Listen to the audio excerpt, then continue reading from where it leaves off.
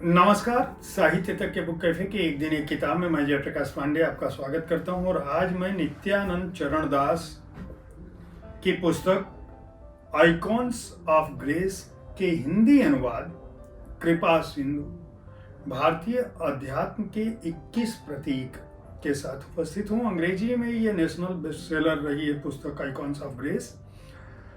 ये जो भारतीय अध्यात्म के 21 प्रतीक इस पुस्तक पे लिखा है, दरअसल ये 21 प्रतीक नहीं बल्कि 21 व्यक्तित्व हैं। वे संत हैं, वे महात्मा हैं या वैष्णव संप्रदाय के वे आध्यात्मिक आत्मन हैं, जन हैं, जिन्होंने भारतीय आध्यात्मिक जीवन को लंबे समय तक प्रभावित किया अपनी भक्ति से, अपने आध्यात्म से, अपनी प्रतिबद्धता से और ईश्वर के प्रति अपनी आस्था से।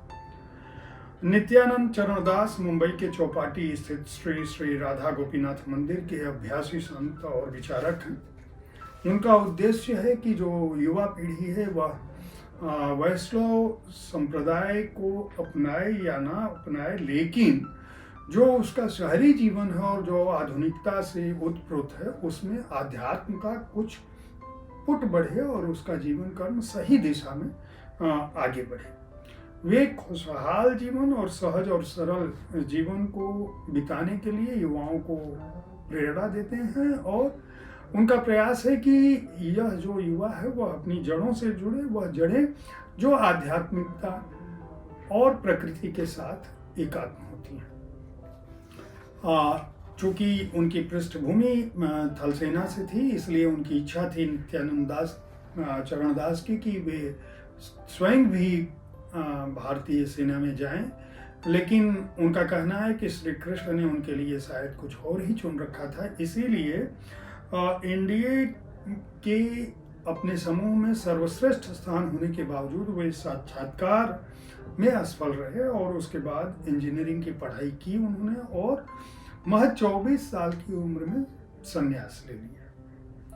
वे जो पवित्र शास्त्र माने जाते हैं उनकी शिक्षाएं देते हैं और उनका कहना है कि आध्यात्मिक जीवन अस्वीकार करने का जीवन नहीं है बल्कि यह जोड़ने का जीवन है। और इस तरह वे अपने व्याख्यानों से बहुत सारे लोगों को प्रभावित करने की कोशिश करते हैं। यह पुस्तक जिन 21 शख्सियतों को, महानुभावों को के जीवन का उल्लेख करती है, वे दरअसल मीराबाई, कुलशेखर, रामानुजाचार्य, संत तुकाराम, हित हरिवंश, स्वामी हरिदास, वल्लभाचार्य, बिल्वमंगल ठाकुर, तुलसीदास, भक्ति विनोद ठाकुर, शंकराचार्य, हरिदास ठाकुर, माधवाचार्य, नरसिंह मेहता, सूरदास, रूप गोस्वामी, सनातन गोस्वामी, रघुनाथ भट्ट गोस्वामी, रघुनाथ दास गोस्वामी, गोपाल भट्ट गोस्वामी और जीव गोस्वामी की जीवनी एक तरह से है। उनके जीवन में आध्यात्म, मतलब इन 21 संतों के जीवन में आध्यात्म किस तरह से उतरा, ये कौन से लोग थे, इन्होंने वैष्णव संप्रदाय को कैसे अपनाया। वैष्णव संप्रदाय की जब ये बात मैं करता हूँ तो इनका कहना है कि भगवान विष्णु के जो रूप हैं, जो स्वरूप हैं, वे जो अवतार हैं वो विविध रूपों में आते हैं और जिन विविध रूपों में आते हैं श्री कृष्ण भी उनमें एक हैं। इन लोगों की आध्यात्मिक जो परंपरा है, जो उद्धरण है जीवन और कर्म का, जो धर्म का उद्धरण है, उसका संकेत बस यही है, संदेश भी यही है कि आप ईश्वर के प्रति अपनी आस्था और भक्ति से उनको अपने आप को समर्पित करें। जो नित्यानंद चरण दास है उनका कहना यह है कि ईश्वर हर बार अवतार नहीं लेता बल्कि बहुत बार अपने आसपास के लोगों को आध्यात्मिक अवतार के रूप में भेजता है। उनका मानना है कि ये जो जिन लोगों की बात उन्होंने की है, किस लोगों की, ये जो असाधारण व्यक्तित्व हैं, इनमें से प्रत्येक ने ईश्वर और सामान्य मनुष्य के बीच एक मध्यस्थ की भूमिका निभाई। ये मध्यस्थ जिनका जीवन अपने आप में आदर्श।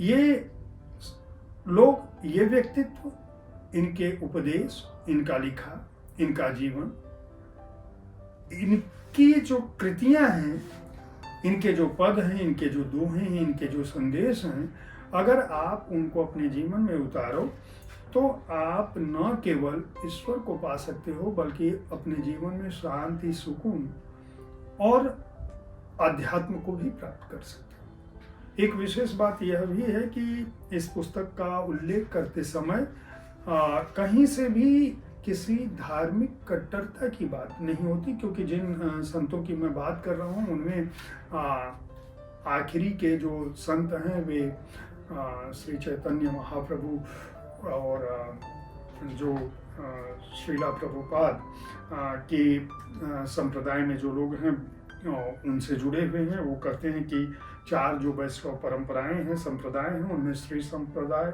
रुद्र संप्रदाय, कुमार संप्रदाय और ब्रह्म संप्रदाय शामिल हैं। चूंकि भारत आध्यात्मिकता का केंद्र रहा है, इसलिए इस पुस्तक के माध्यम से वो नित्यानंद चरणदास चाहते हैं कि आप इन 21 महानुभावों के जीवन को जानें और समझें। कुछ बड़े ही अद्भुत उदाहरण हैं, बहुत सारे लोगों को हम नहीं जानते। जैसे कुलशेखर की जो बात है, वो बताते हैं कि वो राजा के रूप में पैदा हुए और उनका ईश्वर से इस तरह का लगाव हुआ कि राम कथा सुनते समय उन्हें लगता था कि राम जी अभी खुद लड़ रहे हैं। एक बार उनके सामने ऐसा प्रसंग आया कि सुपर्णखा गई और 14,000 की सेना ने, खरदूषण की सेना ने भगवान को घेर लिया।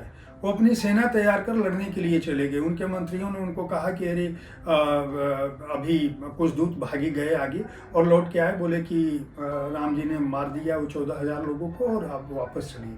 तो वापस में उन्होंने उत्सव मनाया। ऐसे ही एक बार उनके सामने ये प्रसंग आया कि सीता जी का हरण कर लिया है रावण ने।